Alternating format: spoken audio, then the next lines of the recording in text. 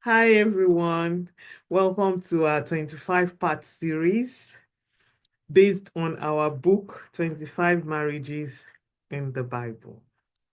In this episode, we're looking at, wait for it, Lot and his wife. Oh, that woman who turned into a pillar of salt. Oh, my goodness. So, we're looking at Lot and his wife. Funny enough, her name was also never mentioned, right?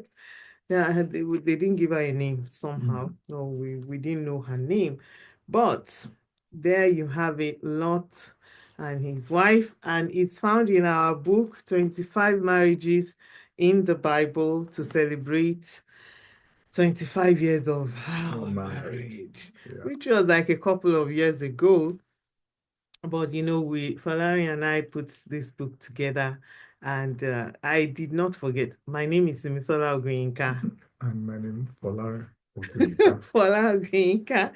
Yes. So, in this episode, yes, we are looking at Lot and his wife, and their story can be found in the Bible in Genesis chapter 12.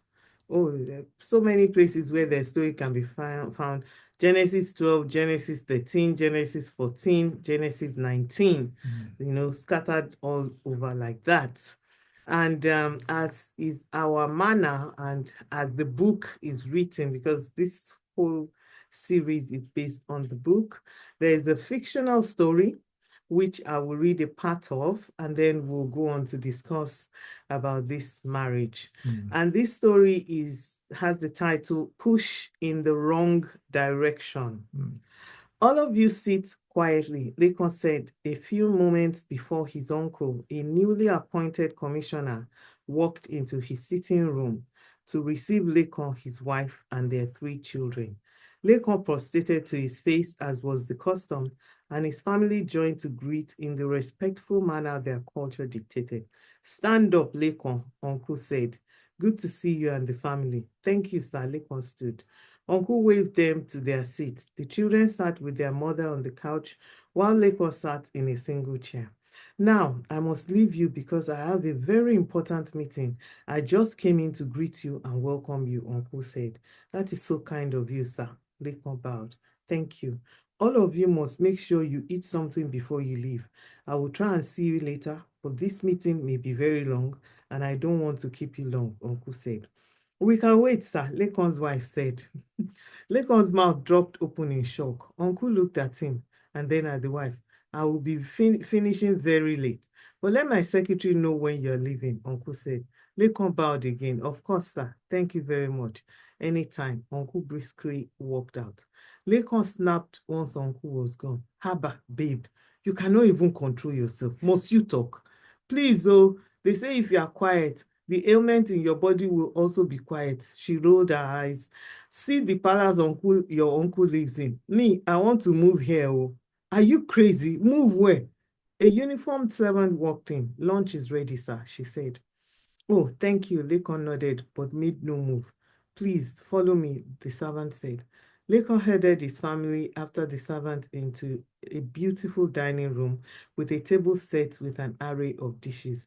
12 places around the table were set. Please help yourself. When you are done, please press the bell for the secretary to come and see you out, the servant said. See us out. Thank you. Lekon and his wife spoke at the same time. Without responding, the servant left them. Okay, we'll see what happens after that. Let me stop here. So we're looking at the story or the marriage of Lot and his wife. The book is 25 Marriages in the Bible to celebrate 25 years of our marriage. And it's available on Amazon or Amazon websites and seller.co. I will also drop the links in the description so that you can get your copy if you haven't already done so. Okay, so let's look at this lesson that this couple taught us. Some lesson there for us. Fola, do you want to read the lesson? Okay, yeah. Be careful of the kind of spouse you choose to marry. Your choice of spouse will affect the choices you will make in life mm, and ultimately determine the outcome of your life. mm, mm. Very deep lessons there. Yeah. Very deep lessons. Again, we do not know Lot's wife's name, Mm, but obviously there must be something there. mm, Like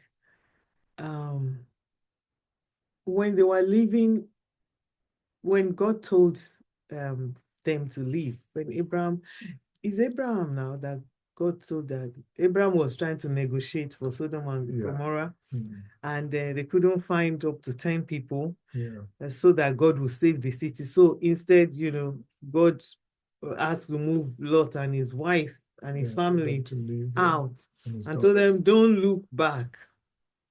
And what did they do? What did Madame do? She She looked she back looked back, yeah. and she turned into a pillar of salt, Mm, um, making Lot a widower immediately. I read one book. I can't remember what the title of the book is. Funny book. They found this beautiful, perfect piece of like a art, like a sculpture or something. So those people stole it from wherever they stole it from, and they put it in their van. And when they were driving, it was an open back. So when they were going, it was raining. mm. And by the time they got to where they were going, there was nothing there again. So they were like, what happened to this company? So somebody somehow now got to know what they stole, and they discovered it was Lot's wife they stole. So when the rain melted all the salt. I think that was just it was a fictional book anyway. Mhm. Anyway, so be careful who you marry. I think I mean, from the end of Lot's wife, you could know that she really played a negative role in the destiny path of Lot Mm, because of the way she ended. Because she looked back when God had said, "Do not look back," mm, and that symbolically means a lot. What I can see straight away in the life of Lot's wife was that she had some form of covetousness. mm, She was a covetous person. mm, She lacked contentment mm, because you could see that it affected the decision. Remember when Lot and Abraham's, in the first mm. place, they didn't even have to fight. They didn't They even didn't have have to to fight. fight. So that contention shows somebody was behind. There was some level. When there's contention, there's covetousness somewhere because Mm, the fact that you're growing together, you should have gotten used to yourself. Naturally, mhm. you can just move. Okay, you go this side, you go work amicably. But the fact they were fighting, there was some Yes. undertone of something negative Somebody going, wanting yeah, more. more than they're supposed to So have. at that point in the story of Lot's wife, when he had that contention, his servant had contention with Abraham's contention. Yes, yes. Nobody, I mean, let me not say nobody, I didn't suspect that it could be Lot's wife Yeah. that was, behind it. Yeah, nobody suspected she was behind it at that time, Mm, So, but I mean, all of a sudden, he had to, and then the choice, he didn't even say, okay, you're the elder, make the first choice. mhm. He just jumped at it again. That showed All that, that time we you were know, thinking Lot had uh, issues, but yeah. So, but obviously, again, maybe both of them. yeah, or like a proverb in our language says that when a leaf stays long on soap, it becomes soap itself. So Yeah, he himself had gotten that negativity from his wife, and so I also believe to some extent that Lord exercised some covetousness, greed. agreed to. You could see that in the pattern of what he was, but that was not how he started Mm, because he mm, was able not to look back. But mm-hmm, because it was already rooted in Lot's wife, she couldn't but look back. So mm. those roots pulled her back to where she belonged. And she turned So to I'll salt. be careful where you're rooted.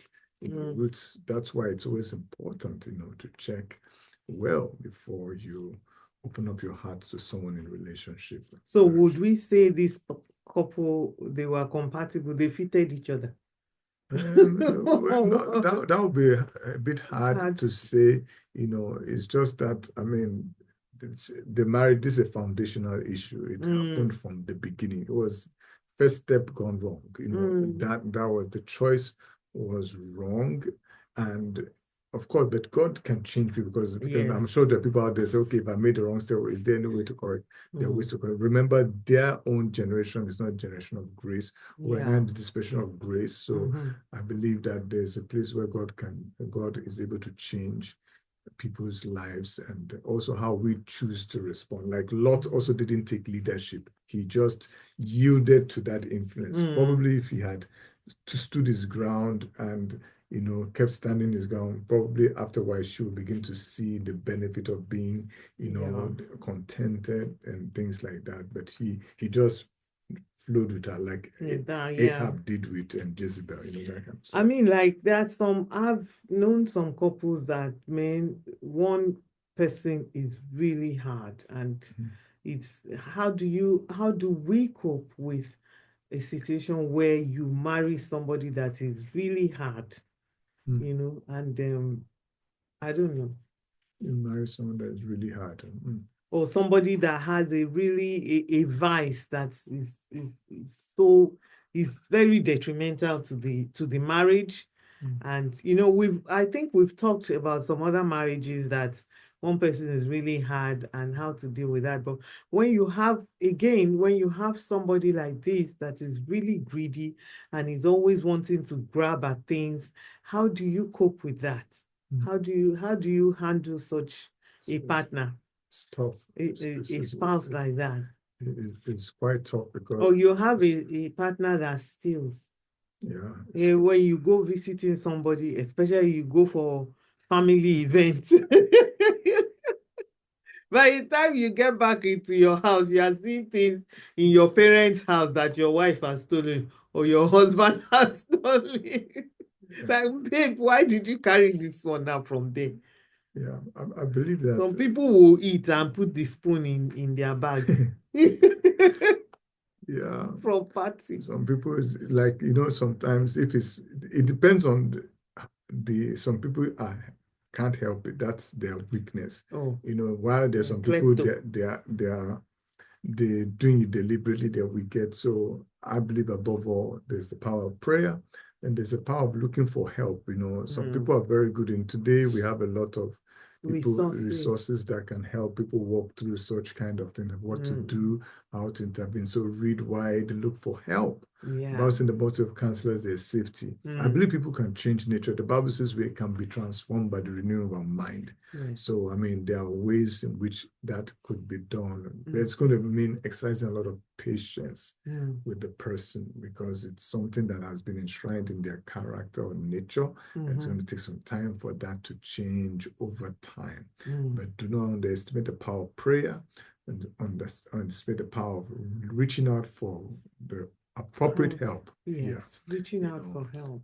so that and then there That is very important. then also you have to play the role of that atmosphere where the person is not feeling condemned but feeling not that you're accepting that advice but feeling okay, like I'm going to be vulnerable and I can look to you for help rather than just receiving condemnation from you. Mm. Wow. That's interesting. So anyway, what the most important thing again is that who you choose to marry is going to affect the kind of life you have. Hmm. There's this thing that I heard, I don't know how true it is, about the Obamas. They said Mrs. Michelle Obama had dated somebody who now owned a restaurant. Hmm. And that when Barack and Michelle went to the restaurant to eat, and Barack was teasing her that you would have been the wife of a restaurant owner now, if I didn't marry you. And she responded and said, no, you would not have been president if I didn't marry you, which is really interesting. So whoever you marry, no, it's going to, no, I mean, affect where you end up in life and how you end up in life. So we should, for those of us who are still single, like Fola and I were just discussing about this couple a little bit earlier, and we were like, there are signs. Hmm. There are signs. If you don't want to marry a stingy person, if you don't want to marry wicked person. I advise my sisters, please don't marry a stingy man. All right. Anyway, but if you don't want to marry, if there's something you don't want in somebody that you're going to marry, there will be signs. Even if the person is hiding it in some way, there will be signs. Yeah. And the issue of stinginess, because sometimes when you are courting, it's a bit difficult because the person is trying to win you. You will know whether you still know when somebody is giving just because whenever if a stingy person gives you, it's towards something, expect immediate gratification or something. But when somebody is a giver, you will know that this person is not putting you under, you're not going to be under like that, under like feeling forced to give back. You're not going to feel that pressure to give back. To just that this is coming naturally. You discern it, so that's important to know. Don't marry a stingy person, whether don't marry a stingy person. Husband or wife you want to marry. Yes. Don't marry a stingy person. No. Hey, stingy people. May God have mercy on them. True love is giving. So when people don't are stingy, their love is questionable. All right. Okay, so let's look at the commentary. The commentary for this one is not too long. Do you want to read it? Okay, it says, from the text, it seemed that Lot's wife was not a good influence on her husband or her children. Lot's wife's life ends dramatically by turning into a pillar of salt because she looked back against the instruction of the angels that rescued them from Sodom and Gomorrah.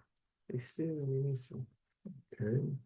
It seems that her lust for wealth, excuse me, her lust for wealth and affluence may have influenced some decisions that Lot took. Since Lot and his wife left Abraham, Lot's life just seemed to go down the hill. That's so sad. So sad. All right. So we have a question, or we have questions as well that you want to, ponder on, answer on. And I'm going to put one of the questions in the description. Please try and answer it for us. We want to know what you think about this couple and what your answer for this question is. So let me look for one of the questions we have here. What weakness does my spouse have? Do you even know your spouse's weaknesses? Well, you can answer this question for us. We will engage with you in the comment section. Also, if you have a question of your own, either about our marriage or your marriage or any of the marriages in the Bible, put that question in the comment section. We are going to come back to you with it. We'll try and answer. And if we have enough questions, we will put up an episode just to answer the questions that we get. So this is the 25-part series based on our book, 25 Marriages in the Bible. The link to the book is right there in the description. Click on it, get a copy of your own. Also, at the end of every chapter, we have a game. These games are designed specifically for like that. Specifically for couples, to help you to grow, to help you to know each other better, to help you to bond, love each other better, communicate better. These games are very nice. Inspired by the Holy Spirit. Make sure you play the game. All right? Play the game in the book. And the book is 25 Marriages in the Bible to celebrate 25 years of our marriage. Once again, thank you for watching this episode. Subscribe so that you get a notification immediately the next the next episode comes out. Thank you once again. We love you. Love you. Bye-bye. Thank you. Bye.